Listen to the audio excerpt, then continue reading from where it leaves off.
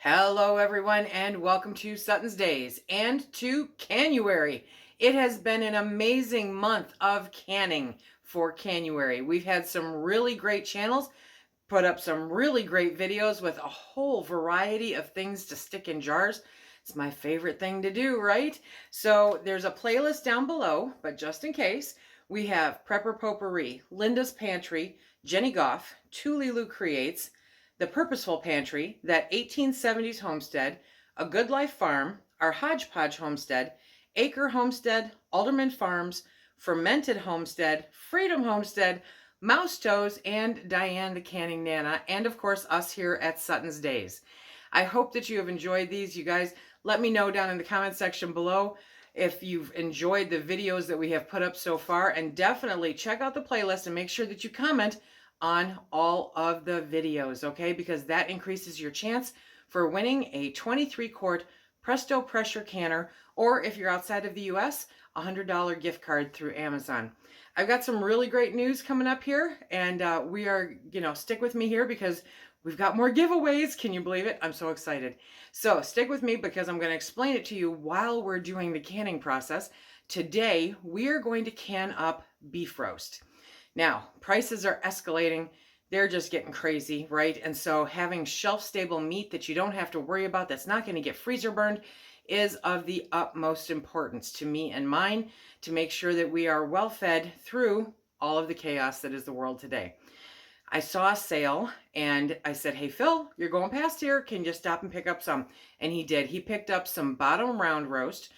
Oh my gosh. Okay. And it was a really good price. So I said, you know what?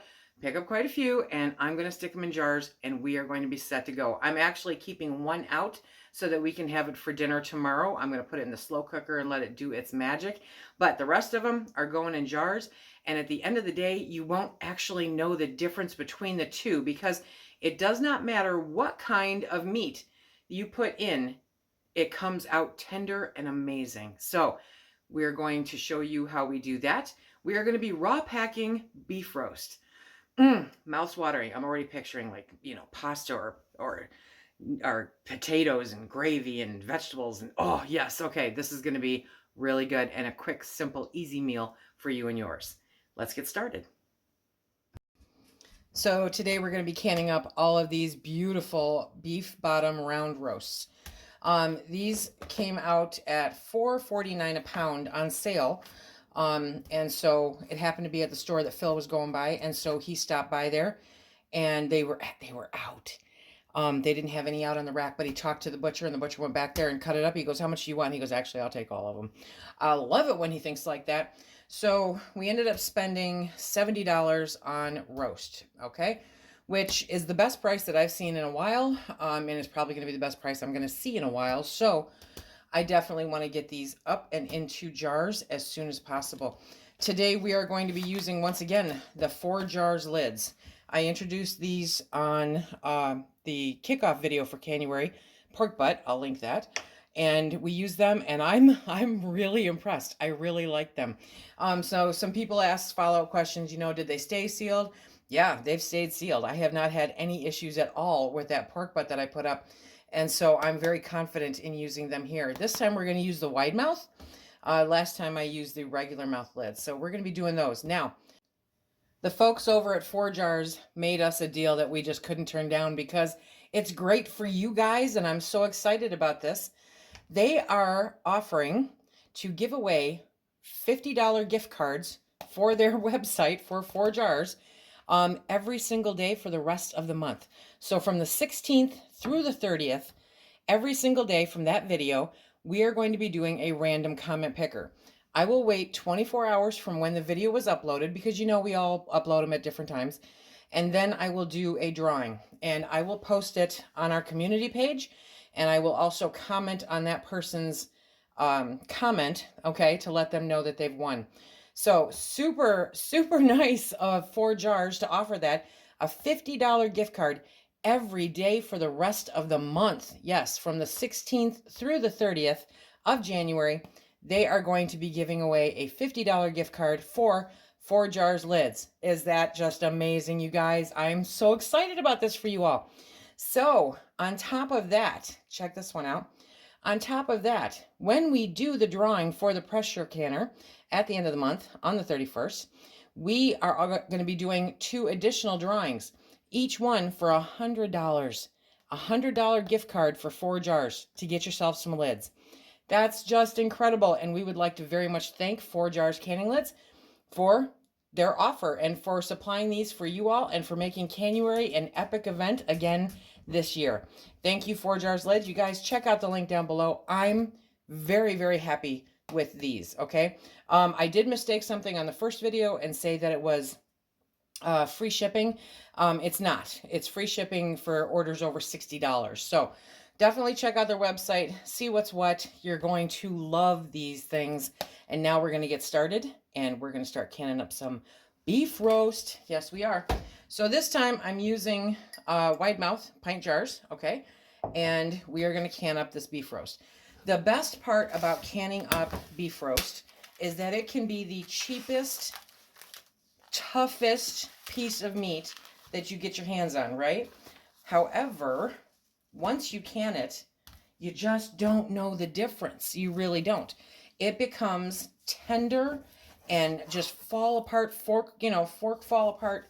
It is absolutely fantastic and a great addition to have on your shelves. So personally, one of my favorite ways to use this is to use the liquid that it creates, because we're raw packing.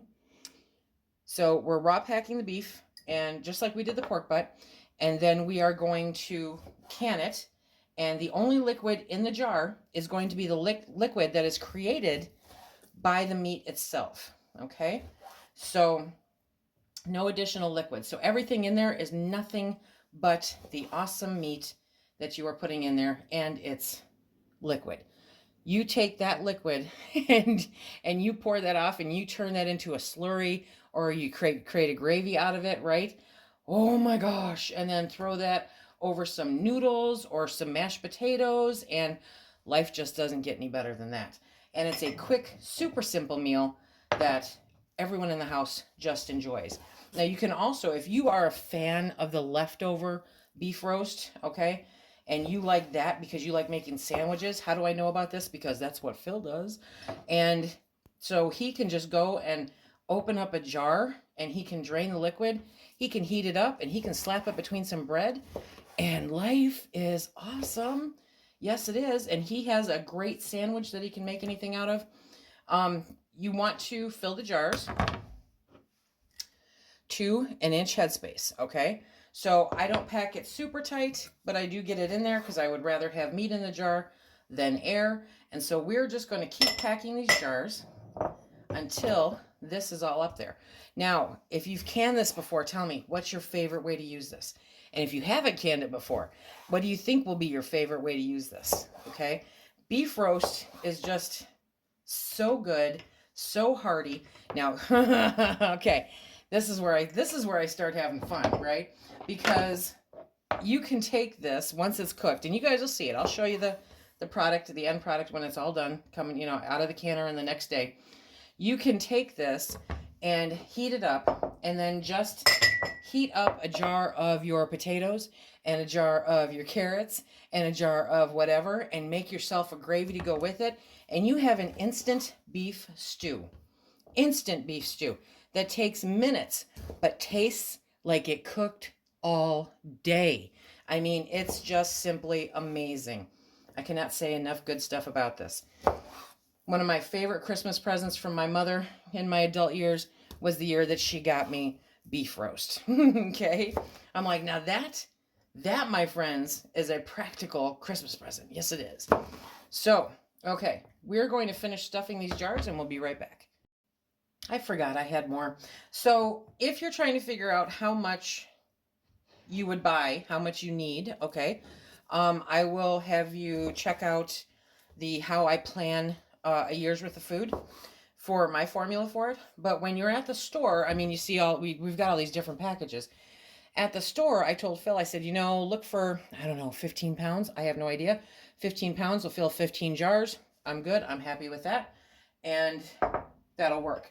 So when you look at it And what I'm going to do here after this one is show you how I've got this one is 2.36 pounds, not the one I'm cutting, the one that's in front of it, but, and we're going to see exactly how much I get into a pint jar, because that's what we can in, predominantly pints, because it's the two of us.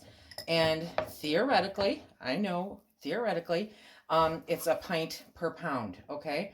So I want to see how much of that holds true, especially because there's no bone in this. So I want to see how many of these we can actually fit in, because theoretically, that one that I haven't started cutting on yet will fill over 2 jars with meat. And when you look at it, a pound of meat, that's fantastic. That's enough for 2 people. That's enough for 3 people, depending on how, you know, how carnivore you are. But it's a great way to figure out what you are putting up and how you are going to put it up. Because most of the time, if you're going to the grocery store, you're getting your meat like this. And so to look at it and go, okay, that's 2 pounds. I'm going to need 2 pint jars for that. And then figuring out how much you need to fill X amount of jars for a canner load. Okay, so now we are going to cut open this one. Okay, and whoa. I saved one. Did I mention I saved one in the fridge, and we're having it for dinner tomorrow? Yes, we are. I'm going to roast that bad boy in a crock pot all day long. Yes, I am. Okay, always remember to sharpen your knife before you start. There's a link down below for this knife. I always get asked about this knife. I love this knife a lot. Okay, so, and you notice my pieces are not super small, right? Because it's all going to cook. I'm good. I just want it to fit in the jar as best as it can, leaving as little extra room as it can. So I cut according to that. So that's 1 jar. And there we go. Okay. And then, dun, dun, dun, dun. Okay, so this might actually, you know, I've never tried doing this before, you guys. Thanks for coming along on this experiment with me. That is 2 jars. Okay, now we're going to do, is this going to fill 3 jars? I don't know. Okay.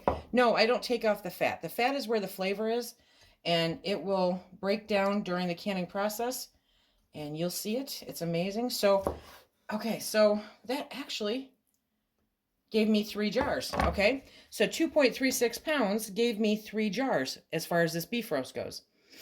Interesting experiment to try to work out. And I'm not mashing it down there, you know. I'm putting it in there, and I don't know that I could get much more. I wouldn't get much more room. I'm definitely filling the jars. So 2.36 filled. So much for that pints a pound, the world around. I don't know what that is. Anyway, Okay, so when I moved this one, I went, oh, you know what?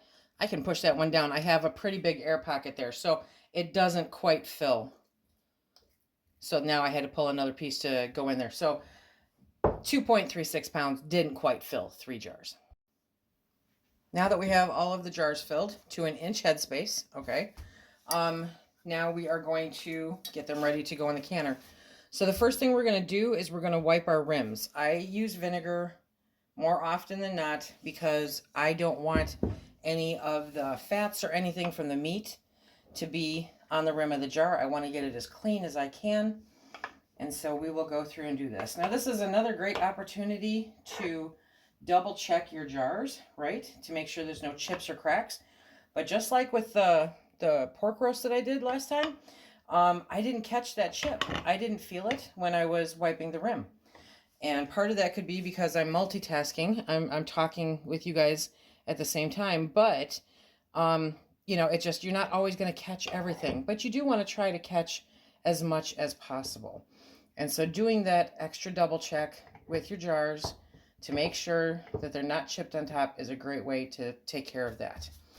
Now, last time, I had a few people go, ooh, you don't wash your lids? Okay, no, I don't wash my lids. When I'm pressure canning, I absolutely do not wash my lids, okay? We are pressure canning this for a purpose. That is the safe temperature and pressure and time in order to make sure that no microorganisms in here can take off. If you're just taking this and putting it in your fridge, or if you're water bathing, wash your lids. When you're pressure canning, there is no need. Okay, so once again, we're going to look at the Forjar lids. This is the wide mouth. See how it has the button? I love that. And it has the nice compound on there. It's a nice compound. And it has that lip, which is becoming more predominant with the lids that are being manufactured since 2020. So we're going to take these and put them on. I have 15 jars of roast. And let me talk about salt. Let me talk about salt for a minute. I saw somebody that was canning up something and they had salt in the bottom of their jars. I'm like, salt is not part of the preservation process, okay? Salt is for taste only. You can always add more salt. You can never take away once it's in there. So for me, I prefer to can the meat. I don't want to taste the salt. I can add salt if I need it in my recipe for whatever I use it for. Neither one of us use a bunch of salt, right? So why add it? I also don't add any seasoning into the jars. There is literally no time savings by adding the seasoning to the jars. So, you know, if it's what you want to do, that's fine. But you have to be very careful about what seasoning you add to jars, because the pressure canning process can intensify the flavor. And if you're adding something like barbecue sauce, which has sugar in it, you run a very high risk of scorching the product in the jar, which then just wastes the jar. Okay, it wastes the meat in the jar. I don't know about you, but meat prices, they're way too much anymore for that. So now we're going to put on the rings, and we're going to put them on finger tight. So you find your groove there. Okay, and that's it right there where it stops. You don't crank it on, okay, because then you got to take it back. Just finger tight, because it needs to be able to vacate the excess air during the pressure canning process. That's why finger tight. If your lids buckle, it's probably because they were on too tight, okay? So as it tries to expel the air, it buckles the lid.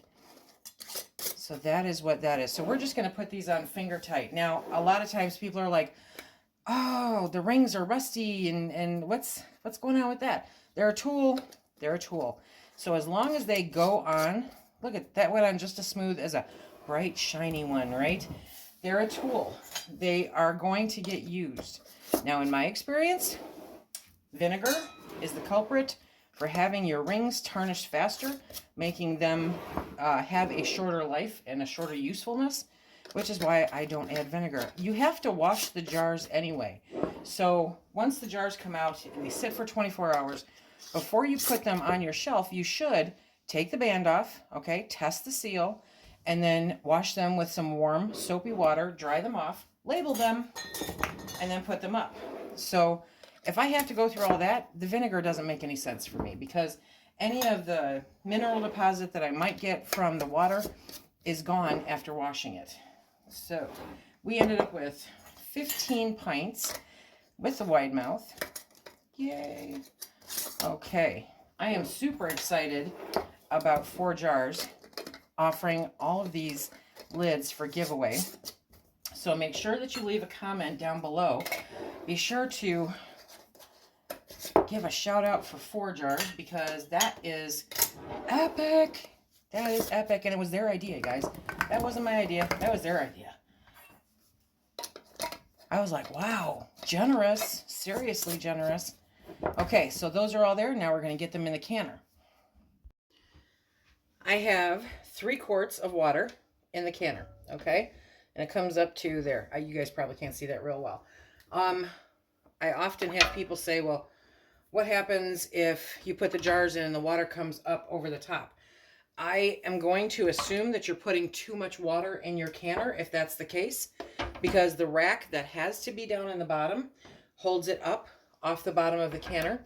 And then you've got 3 quarts of water, or 3 inches. I normally do 3 inches.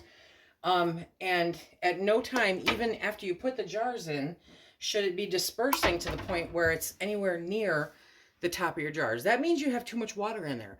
Pour it out, measure it back in, because that's just the way it works. Now, even if I were doing half pints, because a lot of folks ask, hey, can you do half pints? I'm just one person. Absolutely, you can. And even with the short, squatty half pints, I'd be hard pressed to see those things go underwater. Okay. If you're putting in 3 quarts of water, they should be just fine. So, yes, you can do half pints, do them the same time as pints. If you do pint and a half, do them the same time as quarts. Okay. And that's how we work that. So now I have to get my other rack. If you get a new Presto 23-quart pressure canner, it doesn't come with 2 racks. You have to buy the separate one. I'll put a link down below for you. It's always good to have extra racks, okay? And so now we're going to put these in there on top, and then we will put the lid on. Ooh, this is gonna be so good. Okay. See, so I couldn't have fit that extra roast in there anyway, the one that's in the fridge for tomorrow's dinner. So we've got 2, 4, 6, 7. So we've got 7 up top.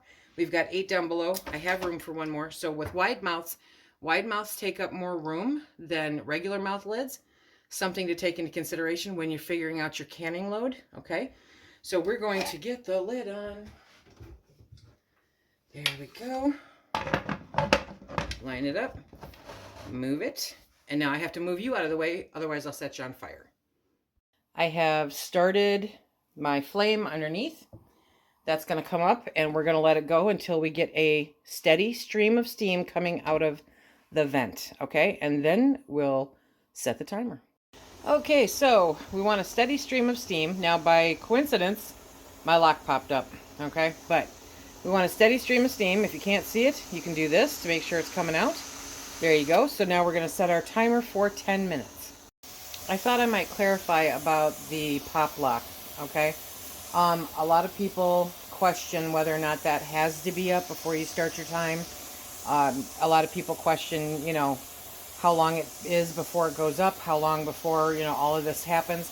It's different for every single canner, and this canner does something different for me every single time. So it just so happened that when I had a steady stream of steam, that had popped up. So it's not always a tell, but for your canner, canners are like cars or like people.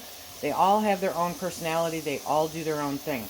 The pop lock is a safety measure, okay, and it obviously stops, you know, steam from coming through, but it is not the end all be all saying this is when to start your time. For that matter, there are times when I let it vent for 10 minutes and that hasn't popped up. So it really depends on your canner, but definitely once you put the regulator on, that is something that needs to be up. Once you block off that steam from coming out of there, then it should have no choice but to pop that up. If it doesn't, then you might have an issue where it's stuck, okay? So if you didn't check it beforehand, which I'm guilty of not checking it beforehand to make sure it moves up and down freely. But there's my timer. So now I'm going to put my regulator on. I'm using the weighted regulator. Okay, so we're putting that on.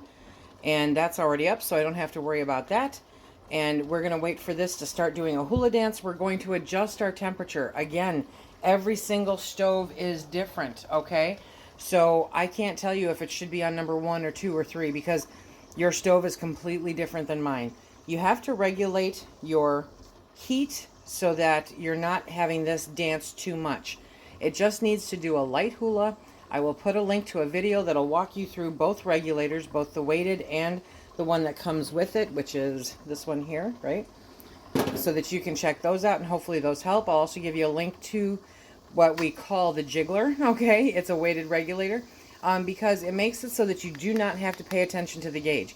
Once you use this kind of, I never touch that one, I don't know why, but once you use this kind of regulator, this becomes void. You cannot use that. It will not be you can't regulate your pressure with that, okay? So you regulate it with this instead. It's a whole new learning curve, but it is a game changer. Yes, it is. Okay, so she's a rockin'. So I started my timer, but now I'm adjusting my temperature because she's going too fast. So we're going to get her down to a slow hula dance. Let her do her thing for 75 minutes. My timer just went off. So I'm going to let this completely depressurize on its own. And then I'll be back to take things out of the canner with you. Here we go. So this completely depressurized on its own, and we let it sit for an extra 15 minutes, okay? I've now taken off the weight. I'm going to open it up facing away from me, because we do not want any steam coming at us. Okay, let's see what this looks like, you guys. Super exciting. Oh yeah, oh yeah. Hold on, let me make sure you're in shot here. Let me bring you down. Okay, there we go.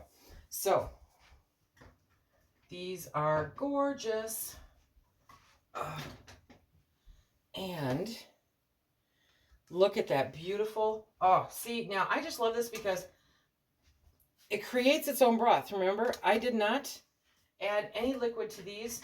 It's the natural juices from the meat in the jar. It cooks completely in the jar, and it is the most fork tender, delicious roast without all the time, okay?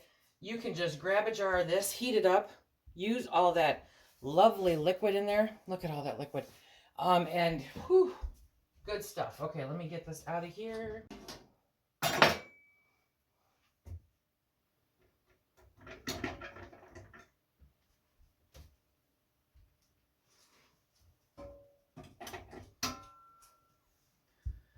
Okay, so we're going to let these sit here overnight, and we will be back in the morning, and I will show you what it looks like after it has sat all night long. We'll check for any filled jars, okay?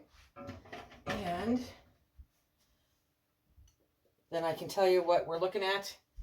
Oh, it smells really good. So I'm very happy with this. I'm very, very happy. They're bubbling. Okay, so wide mouth jars are just, for some reason, harder for me to get out of the canner. It could very well be an age thing. Okay, so that's all of our beautiful, lovely jars. Let me come down here. Look at those. Look at those. Oh my goodness. Okay. So we're going to let these sit overnight, and we'll be back tomorrow and show you what is happening with them. This is so exciting.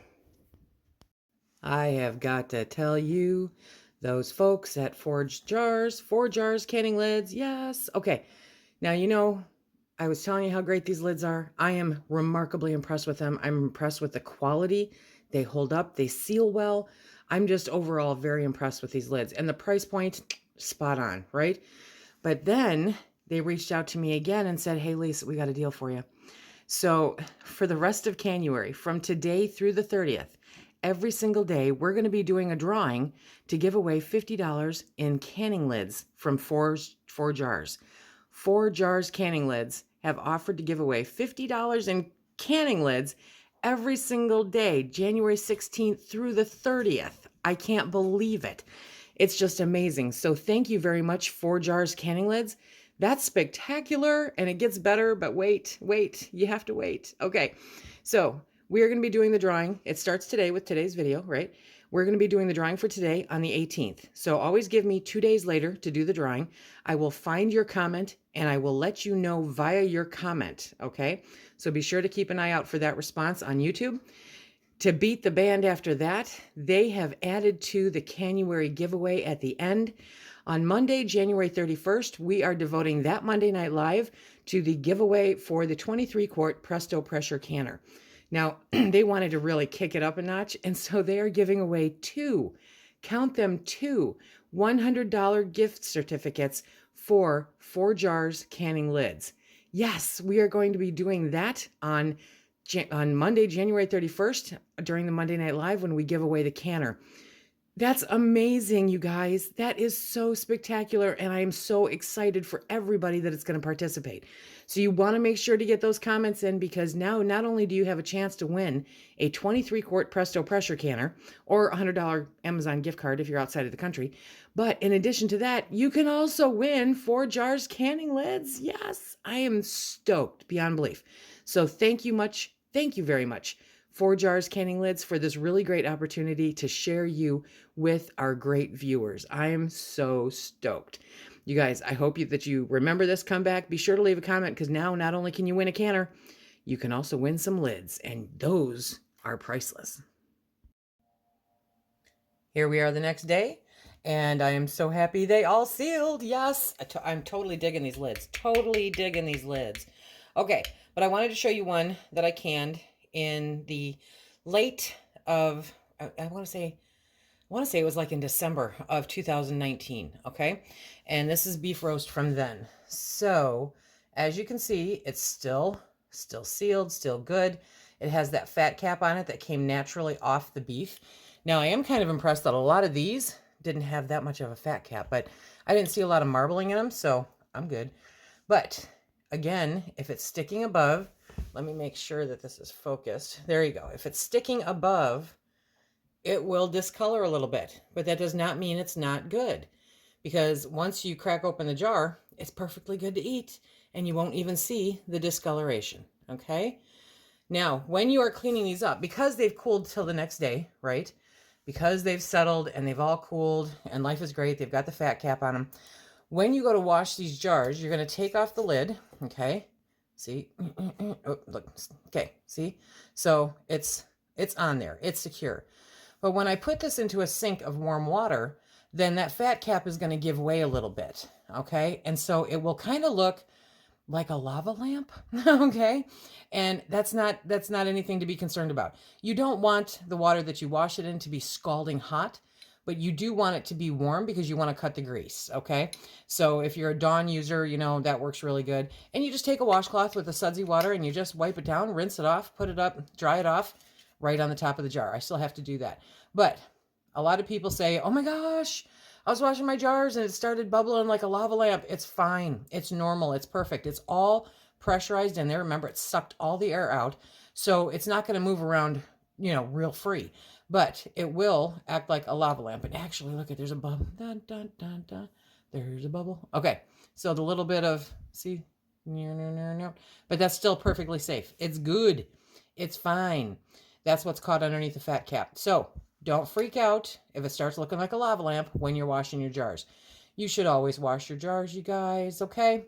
Even if you think it didn't siphon, it's a good idea to wash your jars. You want to make sure to, you know, take that washcloth around the rim under here, make sure it gets everything that might have seeped out when it was pushing that air out of the jar. So this is our home canned beef roast. Oh, you can't get much better than this, right? I love my proteins on the shelf. Yes, I do. So this is going to make some really great dinners. I make a chicken pot pie with this. We put this with gravy over noodles or over baked potato. We just heat it up, put it on the side. Phil uses it to make sandwiches. There's all kinds of things you can do with this. So I hope that you take time, if you can find a sale at all for the beef roast. And remember, any kind works, okay? The cheapest cut of meat will come out like the most amazing roast that is cooked all day in a slow cooker. You are going to be amazed and love it. You don't have to put anything in that jar except for the meat. You can add any seasoning afterwards. Remember, you can always add more. You can never take it away. I hope that you guys are enjoying Canuary. I hope that you have enjoyed this video and it has answered some of your questions regarding canning beef roast. Look at that. Oh, it just looks so good. It just looks so good. This jar might have to stay out. This might have to be part of my menu plan for this week. Yes. Okay. Until next time. Remember, if you like what we do here, please hit that like, subscribe, and share. Check us out. And until next time, be safe.